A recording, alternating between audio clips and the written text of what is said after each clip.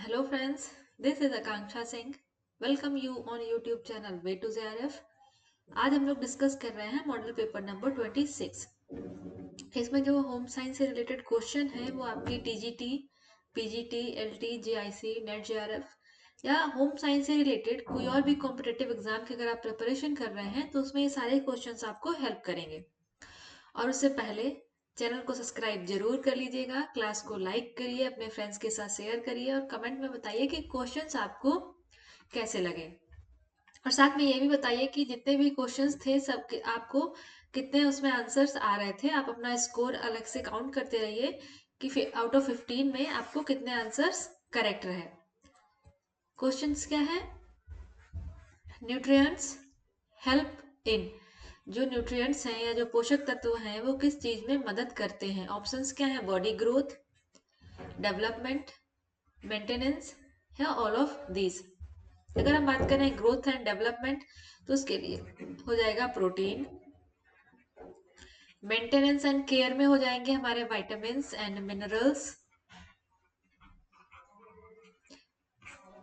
तो जो न्यूट्रिएंट्स हैं वो हमारी बॉडी को ग्रोथ में, डेवलपमेंट में, मेंटेनेंस में, केयर में, बॉडी को ग्रो करने में, हर चीज में मदद करते हैं। तो ऑप्शन हमारा हो जाएगा all of these is the correct answer. हमारा डी ऑप्शन जो है ये सही हो जाएगा।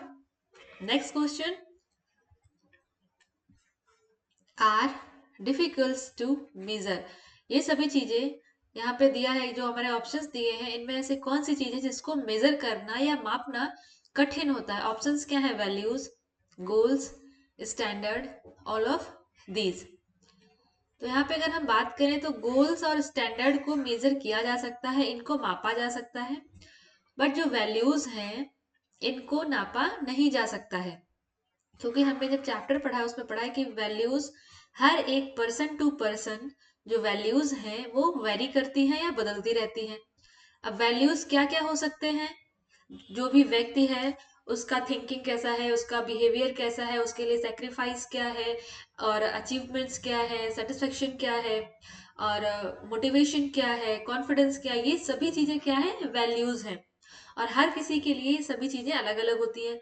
किसी का बिहेवियर बहुत ज्यादा काइंड है, कोई एवरेज है, कोई रूड है।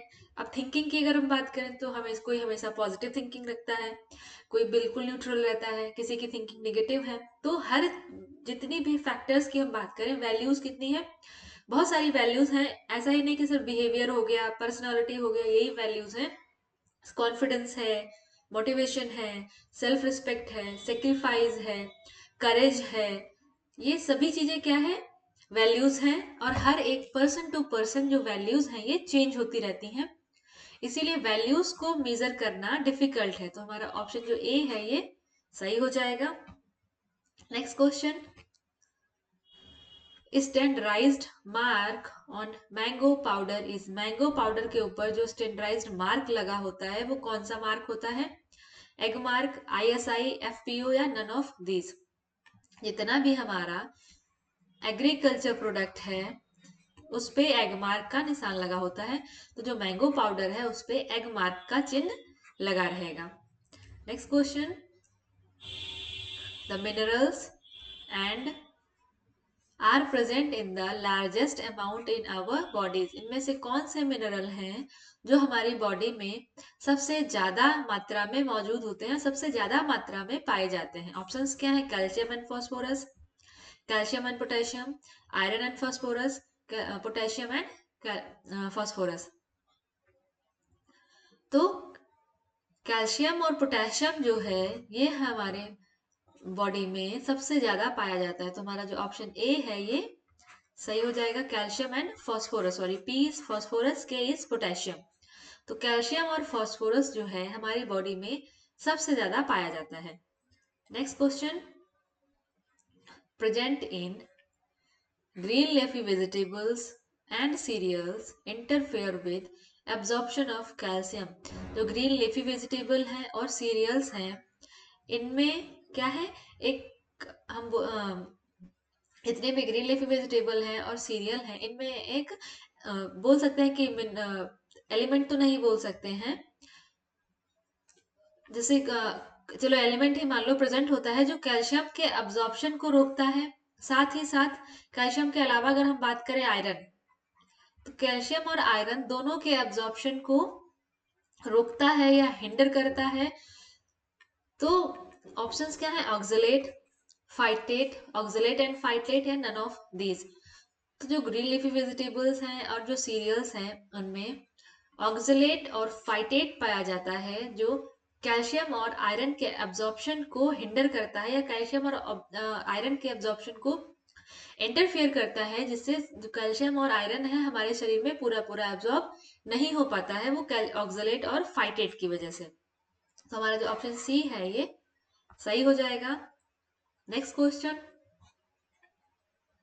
Failure of growth, irritability, skin changes and hair changes are the symptom of.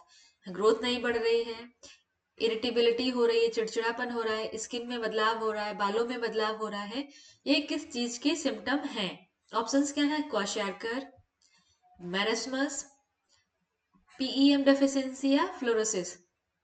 देखो यहाँ पे अगर हम बात करें, यहाँ पे हमें ग्रोथ नहीं बढ़ रही है, प्रोटीन की डेफिशिएंसी है। स्किन और हेयर में चेंज हो रहा है, प्रोटीन की डेफिशिएंसी है। उसके बाद इरिटेबल स्किन, इरिटेबिलिटी हो रही है, ये भी प्रोटीन की डेफिशिएंसी है।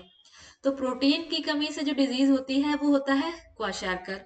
अगर यहाँ पे ये भी लिखा होता कि वेट लॉस हो रहा है और स्वेलन फेस है या पॉट बेली है, तो ये किसका? प्रोटीन की भी डेफिशिएंसी थी, साथ में वेट लॉस भी दे रखा है, और बॉडी में स्वेलिंग है, मून फेस है, मतलब फेस पे स्वेलिंग है, तो फेस जो है ऐसे मून के जैसे दिख रहा है, सर्कल, ये भी लिखा होता तो ये हमारा पीईएम डेफिशिएंसी में आ जाता। या फिर सिर्फ इतना लिखा होता है वेट लॉस हो रहा है, मून फेस है, पॉट बेली है, तो ये मेरस्मस के सिम्टम्स हो जाते हैं। यहाँ पे सिर्फ प्रोटीन डेफिशिएंसी के बारे में बात किया है, तो ये हमारा क्वाशार्कर में आता है। उसके बाद फ्लोरोसिस क्या है? फ्लोरीन का एक्सेस होना, उसको हम फ्लोरोसिस कहते हैं। तो फ्लोरीन का एक्सेस होना, मतलब डेफिशिएंसी होना या एक्सेस होना, दोनों चीजें हार्मफुल है। जब फ्लोरीन की जब एक्सेस होना हो जाता है, ज्यादा होता है, तो फ्लोरोसिस होता है। उससे क्या होता है? जो टीथ हैं, टीथ पे मोल्टेड टीथ ऐसे व्हाइट व्हाइट से स्पॉट्स पड़ने लगते हैं, इसको हम बोलते हैं मोल्टेड टीथ, जो होता है फ्लोरोसिस की वजह से या फ्लोरीन की अधिकता की वजह से।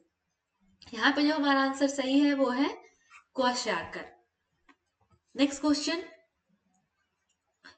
When we add water to make dough, आटा गूंथने के लिए जब पानी मिलाया जाता है तब दो protein combines and form a compound. दो प्रोटीन कंबाइन करके एक प्रोटीन बनाते हैं, वो कौन सा कंपाउंड है? ऑप्शंस क्या है? ग्लूटेन, लाइसिन, मिथियोनिन, या आइसोल्यूशन। जब दो प्रोटीन कंबाइन होती हैं, दो प्रोटीन जब कंबाइन हो रही हैं, तो ये बनाती है ग्लूटेन। तो क्वेश्चन आपके लिए यहाँ पे ये है कि जब गेहूं का आटा है, उसको जब हम डो बनाते हैं, आटा गूंथते हैं, तब उसमें पानी मिलाते हैं, तो उसमें कौन सी दो प्रोटीन है जो कंबाइन होके ग्लूटेन बनाती हैं? ये आंसर करना है आपको कमेंट सेक्शन में। Next question, when we store fruits for several days in a fridge, most of it cannot be retained. जब हम फ्रूट्स को बहुत लंबे समय के लिए या कुछ ज्यादा दिनों के लिए फ्रिज में स्टोर करके रखते हैं, तब उनमें कौन सा न्यूट्रिएंट है जो रिटेन नहीं रहता है या संग्रहित नहीं रहता है, वो धीरे धीरे कम होने लगता है?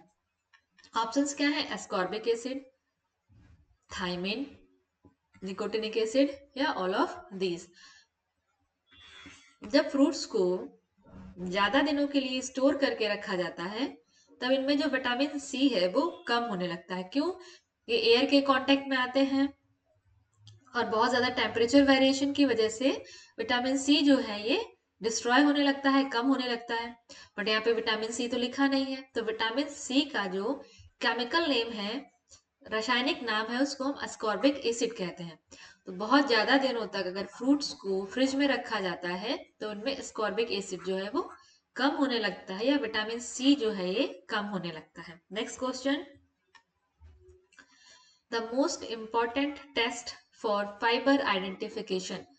फाइबर मतलब फाइबर की पहचान के लिए सबसे इम्पोर्टेंट टेस्ट कौन सा है? फाइबर मीन्स जो हमारा कॉटन है, सिल्क है, रेयॉन है, पॉलिएस्टर है, इस टाइप में फाइबर की आइडेंटिफिकेशन के लिए सबसे इंपॉर्टेंट टेस्ट कौन सा है? ऑप्शंस क्या है? Microscopic test, burning test, solubility test and tearing test.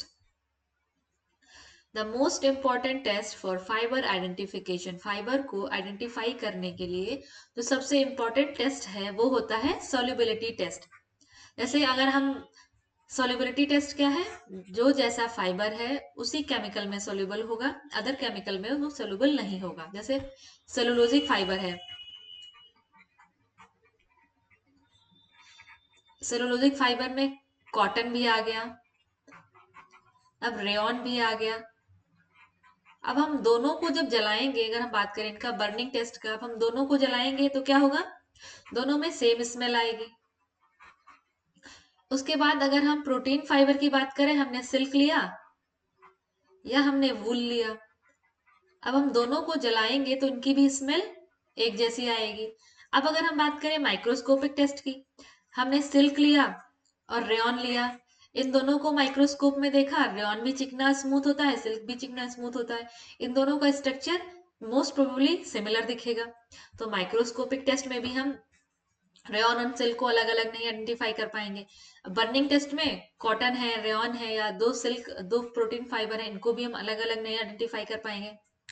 तो बचा कौन सा? Solubility test. सोल्युबिलिटी टेस्ट में केमिकल के अकॉर्डिंग जो फाइबर है वो अलग अलग टाइम पे या अलग अलग उस केमिकल में सोल्यूबल होंगे। तो सोल्युबिलिटी टेस्ट जो है वो बेस्ट टेस्ट है फाइबर आइडेंटिफिकेशन के लिए। अब क्वेश्चन आपके लिए ये है कि अगर हम माइक्रोस्कोप में जो कॉटन है, कॉटन को जब हम माइक्रोस्कोप में देखेंगे ट्रांसवर्स सेक्शन में, ऐसे लंबाई में ना देख के, ऐसे जब हम काटेंगे चौड़ाई में ऊपर से ऐसे हम जब देखेंगे तो कॉटन जो है वो माइक्रोस्कोप में किस तरीके का दिखेगा या किस शेप का दिखेगा, ये आंसर करना है आपको कमेंट सेक्शन में। कि जब भी कॉटन को हम ऐसे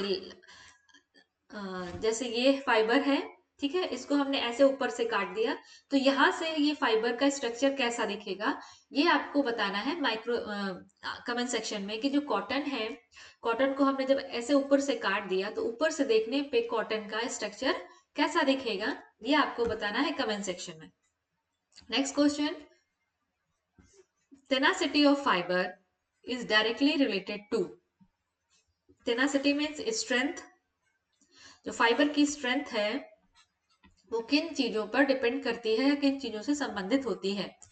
ऑप्शंस क्या है? Length of polymer, polymer orientation and strength, inter polymer, force of attraction. Polymer means ये देखो, एक ये हो गया मोनोमर, बहुत सारे मोनोमर मिला दिए तो हो गया पॉलीमर, और पॉलीमर मिलके इसने क्या बना लिया? ये फाइबर बना लिया। तो अब फाइबर की लेंथ कितनी है? कम लेंथ का फाइबर है तो कम जल्दी टूटेगा, ज्यादा लेंथ का फाइबर है तो जल्दी टूटेगा।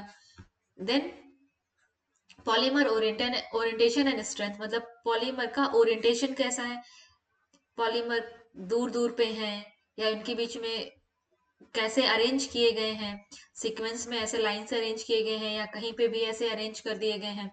तो एक तो इनका ओरिएंटेशन और स्ट्रेंथ हो गया। उसके बाद inter polymer force of attraction, polymer अगर पास पास में है तो इनमें फोर्स ऑफ अट्रैक्शन ये आसानी से बंधे रहेंगे। जैसे कोई दो चीजें हैं पास पास में है तो उनको तोड़ना मुश्किल होता है, वही चीज अगर दूर दूर पे है उनको तोड़ना आसान होता है। तो उनके बीच का अट्रैक्शन कितना है, उनके बीच में फोर्स कितना है।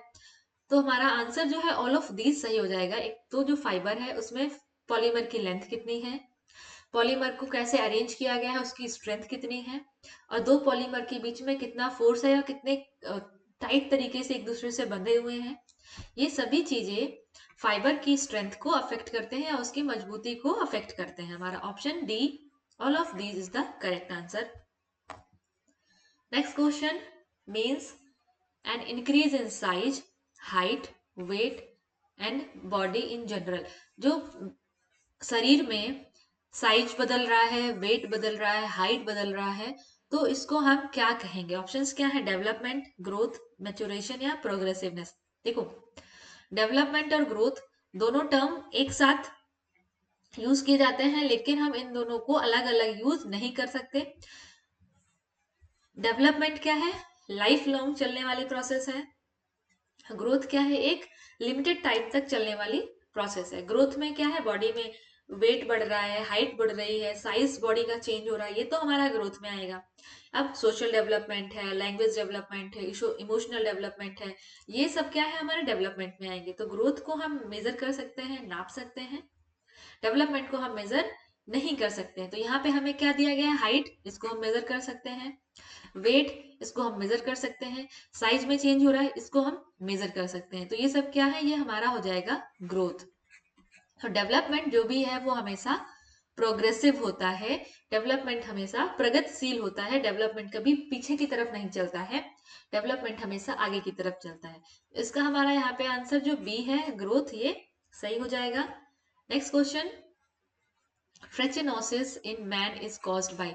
जो ट्रेचिनोसिस है ये मैन में कैसे कॉज्ड होता है? ट्रेचिनोसिस क्या है? ये एक वार्म है, इसको हम बोल सकते हैं टेप वर्म, जो किसमें, मीट में पाया जाता है।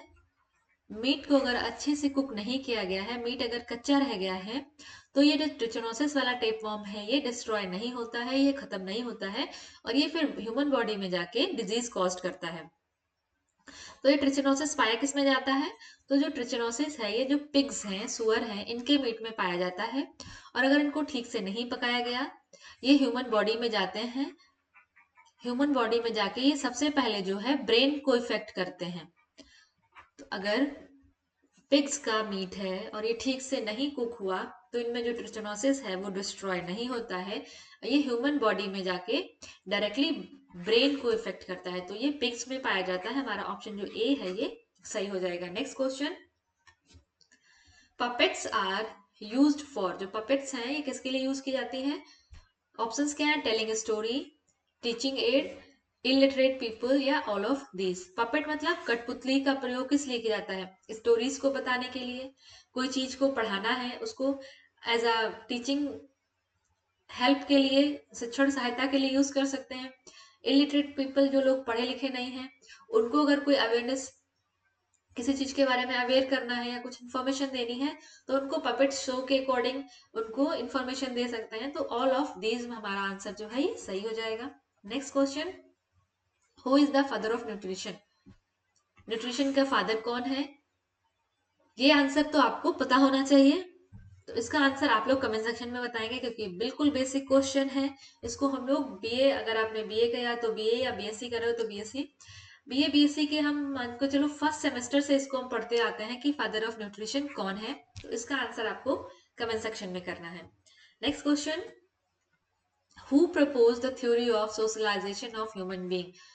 मानव के समाजीकरण या सोशलाइजेशन ऑफ ह्यूमन बीइंग की थ्योरी किसने दी? ऑप्शंस क्या है? Carl Jung, Karen Horney, Erich Fromm, या एरिक्सन। तो जो सोशलाइजेशन ऑफ ह्यूमन बीइंग, मानव के जो समाजीकरण की थ्योरी है, उसको एरिक इरिक्सन ने दिया है। इनका इरिक्सन, इसको ई इरिक्सन भी कहीं पे आपको लिखा मिल सकता है। इन्होंने ह्यूमन डेवलपमेंट के सोशलाइजेशन की 8 स्टेप दिए हैं, 8 चरण दिए हैं, जिसमें उन्होंने ट्रस्ट वर्सेस मिसट्रस्ट, ये सारे जो स्टेप्स हैं 8 स्टेप में इन्होंने बताया है कि ह्यूमन बीइंग का जो है वो सोशलाइजेशन या जो समाजीकरण हो रहा है उसके लिए 8 स्टेजेस बताई हैं। तो 2 क्वेश्चन आपके लिए थे कि जो गेहूं का जो आटा गूंथते हैं उसमें कौन सी 2 प्रोटीन मिलके ग्लूटेन बना लेती हैं। उसके अलावा जो कॉटन का फाइबर है, जो फाइबर को हम ऐसे ट्रांसवर्स कट करते हैं तो फाइबर का स्ट्रक्चर कैसे दिखता है, ये दोनों क्वेश्चन आपको कमेंट सेक्शन में बताने हैं। उसके अलावा जो लास्ट क्वेश्चन था, फादर ऑफ न्यूट्रिशन कौन है, तो मैं यहाँ पे आंसर बता दे रही हूँ, लेकिन उसके पहले आप अपना आंसर कमेंट सेक्शन में लिख दीजिएगा कि फादर ऑफ न्यूट्रिशन कौन है। तो फादर ऑफ न्यूट्रिशन है लावेसियर। तो टोटल क्वेश्चंस थे 15 में आपने कितने अटेंड किए वो आप कमेंट सेक्शन में जरूर बताइएगा। मिलते हैं नेक्स्ट क्लास में, तब तक के लिए wish you all the very best, good luck, bye bye.